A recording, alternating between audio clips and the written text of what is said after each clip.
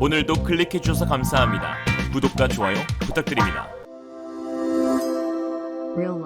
한국의 독자적인 핵무장이 현실적으로 가능하다는 외신의 분석이 나와 화제가 되고 있는 가운데 핵개발에서 가장 중요한 과정인 핵실험 역시 한국이 독자적으로 지닌 기술력을 기반으로 시뮬레이션을 통해 성공할 수 있다고 하여 주목을 끌고 있습니다. 한번 알아보죠. 아산정책연구원에 따르면 지난해 11월 진행한 여론조사에서 자체 핵개발 주장에 한국인 응답자 64.3%가 찬성하고 33.3%가 반대했습니다. 많은 국민들이 한국의 독자적 핵무장을 지지하고 있는데요. 이런 상황 가운데 지난 3월 16일 미국 정치평론지 포린 폴리시에는 한국은 핵무장을 개발해도 큰 지장이 없을 수 있다라는 제목의 흥미로운 기사를 보도했습니다. 저자는 킹스 칼리지 런던 국제관계학과 교수인 라몬 파체코 파로도였는데요. 그동안 부정적인 관점만 부각시키던 다른 외신과 달리 보다 더 구체적이고 현실성 있는 대안을 내세워 많은 관심을 끌었는데 한번 자세히 살펴보겠습니다. 한국이 지금 스스로에게 던지고 있는 질문은 과연 핵무기를 만들 수 있는지가 아닌 만든 후에 이익이 클지 혹은 손해가 클지 하는 부분이다. 그러나 한국은 이런 손해가 있더라도 충분히 견딜 수 있을 뿐만 아니라 사실 그 손해도 그리 심각하지 않을 것으로 보인다. 반세기 이상 NPT는 새 국가들의 핵개발을 막아오며 경제 제재로 처벌해왔다. 세계 경제 강국인 한국이 만약 북한과 이란과 같은 비슷한 응징을 당한다면 큰 손해를 볼 것이다. 그러나 한국의 안보 상황은 매우 심각하기에 다른 나라들에게 충분한 설득력을 가질 수 있는데 핵 확산 금지 조약 NPT 제10조에 명시된 바와 같이 한국은 국가의 최고 이익을 위태롭게 했다고 판단했을 때 탈퇴할 권리가 있는 것처럼 말이다. 특히 한국은 북한과 다른 방식을 사용할 수 있다. 예를 들어 이스라엘이 사용한 방식인데 그들은 핵실험을 하지 않는 방식을 택하며 조용한 개발을 추진했고 그 뒤로 핵무기 보유도 부정했지만 사실상 세계 모든 국가는 이스라엘이 핵 보유국임을 인정하고 있다. 실제 핵실험은 그들이 직면한 위협을 다른 나라들에게 생생하게 상기시켜준다. 그러나 이스라엘과 같이 실험이 없는 핵 보유국 지위는 그들에게 어떤 피해도 주지 못했다. 핵실험은 귀중한 데이터를 수집할 수 있어 이상적이지만 한국의 기술력이면 핵에너지 노하우와 컴퓨터 시뮬레이션으로 충분히 대체가 가능하다. 게다가 현재 한국은 많은 국가들에게 매우 귀중한 전략적 파트너가 되었다. 이처럼 한국이 세계 동맹 체제의 많은 부분에서 매우 중요한 역할을 차지하기에 다른 국가들은 NPT 제재 또는 한국과의 지속적인 협력에서 자국의 이익을 따질 것이고 한국은 그들의 지지를 이끌어낼 수 있을 것이다. 경제 제재 마찬가지이다. 중국은 한국 수출 총량의 25%를 차지하고 있지만 사드 도입 당시 한국을 벼랑 끝으로 밀지 못했다. 반도체, 인공지능, 전기배터리, 친환경 선박 그리고 5G, 6G 기술의 세계 선도주자인 한국과의 관계를 끊는 것은 오히려 자국의 경제를 해치는 것이라 판단할 것이다 라고 했습니다. 요약하자면 한국은 핵 시뮬레이션 기술력으로 핵실험 없는 핵개발이 가능하다는 것과 한국이 지닌 세계의 영향력 제고로 인한 제재 회피가 가능하다는 것인데요. 실제로 1960년 2월에 프랑스가 알제리 사하라 사막 지하에서 핵실험을 진행한 후 이 자료가 이스라엘에게로 넘어가 이스라엘은 컴퓨터 계산을 통해 핵실험 없이 핵폭탄을 만들었습니다. 군사 전문 매체 제인스에서는 이스라엘이 300개의 핵탄두를 며칠 만에 조립할 수 있는 상태로 보관 중이라고 하였죠. 그리고 그 이후로 60년이란 세월이 지난 현재는 슈퍼컴퓨터 기반 핵실험 시뮬레이션의 정확도가 거의 100%에 달한다고 합니다. 슈퍼컴퓨터는 왠지 군과는 관계가 없어 보이지만 사실 그 시작부터가 군용으로 개발되었습니다. 세계 최초의 슈퍼컴퓨터는 IBM이 미 해군을 위해 개발한 NRC인데요. 1954년에 개발되어 1963년까지 지구에서 가장 강력한 컴퓨터로 평가되었고 주로 탄도미사일 개발, 워게임, 미사일 궤도 계산 등 다양한 군 임무를 수행하였죠. 일반 컴퓨터로는 몇 년이 걸릴 일을 단시간에 측측해냈습니다. 현재 미 국립 핵무기연구소는 핵전력 강화를 위해 엑사급 슈퍼컴퓨터를 도입할 준비를 하고 있는데요. 미국은 1992년 지하핵 실험을 중단한 이후 과학자들은 무기 성능을 보장하기 위해 지속적으로 개선되는 첨단 코드와 소프트웨어를 개발했습니다. 이는 물리적 실험 없이 핵이 작동하는 방식을 시뮬레이션할 수 있는 애플리케이션 코드를 만들어 무기가 요구사항에 따라 작동한다는 것을 증명하는 것이죠. 즉 기존의 핵무기를 유지보완할 수도 있고 심지어는 새로운 핵무기를 개발할 수도 있다는 것입니다. 미 국방부는 3대 핵전력으로 알려진 대륙간 탄도미사일, 폭격기, 잠수함 등으로 구성된 플랫폼을 현대화하고 있는데요. 새 무기를 새 플랫폼에 통합하려면 새로운 실험이 필요합니다. 이때 슈퍼컴퓨팅의 성능을 활용해 정부는 지하핵 실험을 하지 않고도 미니트맨 3 미사일을 대체할 센티널 같은 새로운 시스템을 검증할 수 있게 됩니다. 핵무기연구소 닐리 책임자는 실제 실험을 하지 않고 새 시스템을 비축할 수 있는 건 오늘날 기술력 진보의 결과라고 하였죠. 그렇다면 과연 한국의 슈퍼컴퓨터 기술력 수준은 어디까지 와 있을까요? 한국 슈퍼컴퓨터의 성능과 대수를 종합해보면 세계 8위 정도의 수준인 것으로 나타났습니다. 한국과학기술정보연구원은 미국에서 열린 슈퍼컴퓨터 컨퍼런스에서 발표된 탑 500 순위에서 한국의 슈퍼컴퓨터 성능 대수가 세계에서 8위라고 밝혔죠. 우리나라는 삼성종합기술원의 SSC21, 기상청의 구루와 마루, SK의 타이탄 등 총 8대를 가지고 있습니다.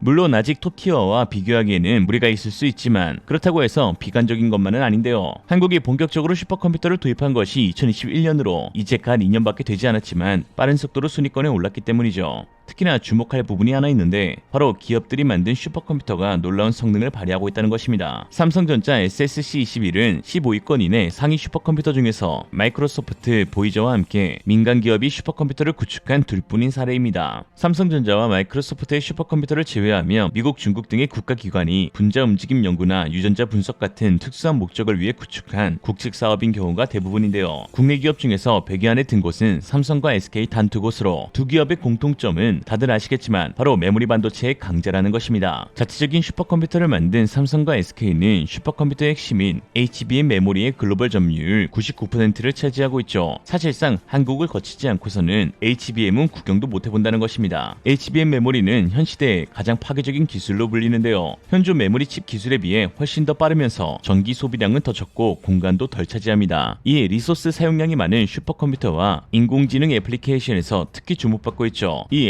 HBM 첫 개발의 시작은 다름 아닌 SK 하이닉스인데요. SK 하이닉스는 세계 최초로 2008년부터 개발을 시작해 2013년에 반도체 업계 표준기구인 제대 컨소시엄에 사양을 전달했고 2016년엔 HBM2 표준이 승인된 데 이어 지난 1월 HBM3까지 공식 발표한 업계의 퍼스트 무버입니다. 최근에는 엔비디아와 계약을 체결해 HBM3를 공급하기로 하였는데 엔비디아는 이 HBM3를 오는 3분기 출시 예정인 신제품 H100과 결합해 슈퍼컴퓨터 에오스를 제작하기로 하였습니다. H100이 4,000개 들어가는 세계에서 가장 빠른 슈퍼컴퓨터 에오스는 1초에 무려 1840경번 연산이 가능하여 현재 세계 1위 프론티어의 18배 정도 빠른 속도를 지녔죠. 즉 한국은 HBM 종주국으로 슈퍼컴퓨터 강국으로 도약하면서 자연스럽게 슈퍼컴퓨터 기반 핵실험 시뮬레이션 능력도 제고될 수 있다는 것입니다. 서균열 서울공대 교수 역시 핵실험은 필요 없이 시뮬레이션으로 충분한 데이터를 가져올 수 있고 또한 핵 보유국으로 인정까지 받을 수도 있다고 했습니다. 이에는 이 눈에는 눈이라면 핵에는 오직 핵으로만 대응이 가능합니다. 미 클린턴 전 대통령은 지난 4일 외신 RT와의 인터뷰에서 우크라이나가 계속 핵무기를 가지고 있었다면 러시아가 이처럼 어리석고 위험한 일을 벌이지 못했을 것이라며 그들이 핵을 포기하도록 설득한 개인적인 책임을 느낀다고 밝혔습니다. 핵이 있었다면 전쟁을 발발하지 않았을 테니까요. 클린턴은 1994년 1월 보리스 엘친 전 러시아 대통령, 레오니드 크랍추크 전 우크라이나 대통령 등과 함께 우크라이나의 핵 포기 협정인 부다페스트 양해학서 체결을 주도하였습니다. 우크라이나는 구소련에서 독립할 당시 핵탄두 1656개, 대륙간 탄도미사일 176기, 전략핵 폭격기 40대 등 세계 3대 핵 보유국이었지만 협정을 통해 보유 핵무기를 모두 러시아로 넘겨 폐기하게 이릅니다. 그리고 현재 러시아는 침공 1년이 넘도록 확실한 정가를 올리지 못하자 점점 핵 위협 수위를 높이고 있고 특히 핵무기 운반 체계인 이스칸데르 미사일과 전술 핵무기를 탑재할 수 있는 항공기 10대를 벨라루스에 이미 주둔시켰다고 푸틴은 강조하고 있죠. 그럼에도 우크라이나 핵 포기에 일조한 미국은 러시아 본토 위협은 절대 금물이며 핵 우산 제공도 하지 않겠다고 말하는 상황입니다. 우크라이나 입장에서는 억울할 만하죠. 오늘날은 러시아의 핵 위협이지만 사실 머지않아 북한의 위협 또는 중국의 핵 위협으로 바뀔 수 있습니다. 그러나 지금이나 그때나 미국은 그 어떤 우방을 위해서도 핵무기는 쓰지 않을 것입니다. 일각에서는 흔히 미국의 핵 우산을 거론하며 미국이 세계의 경찰 노릇을 해줄 것으로 기대하지만 미국은 미국이 직접 당하지 않는 한 더 이상 대규모 학살자의 불명예를 쓰고 싶지 않아 하죠. 미국이 핵 확장 억제니 나토시 핵 공유니 하며 마치 미국이 핵 약소국을 보호하는 장치를 마련한 듯 말하지만 그 어떤 경우도 결국 핵 사용의 버튼은 미국 대통령만이 누를 수 있게 되어 있습니다. 그리고 그 어떤 대통령도 뉴욕을 포기하면서 다른 나라의 도시를 지키지는 않을 테죠. 문제는 북한의 김정은도 이를 잘 알고 있다는 것입니다. 바보가 아닌 이상 미국 본토에 핵을 발사하면 뼈도 못 치린다는 것쯤은 알고 있는 것이죠. 이쯤 되면 한국도 스스로 살아남을 방도를 찾아야 합니다. 언제까지 미국의 허울뿐인 핵보복 능력만을 믿고 손 놓고 앉아있을 수는 없죠. 프랑스 드골이 케네디를 만나 파리를 위해 뉴욕을 포기할 수 있느냐며 프랑스의 독자적 핵무기 개발을 선언한 것처럼 우리도 너희가 서울을 위해서 LA를 포기할 수 없을 테니 독자 무장을 갖추겠다라고 선언해야 할 때입니다. 다른 나라가 반대하겠죠. 그런데 어쩌라고? 니들이라면 머리 위에 토탈 핵 4,000개, 옆구리에 핵 1,000개 있어도 개발 안 할 거냐? 라고 묻고 싶습니다. 오늘의 한 줄평, 한국의 핵무장을 반대하는 나라들의 특징 모두 핵 보유국이다. 이런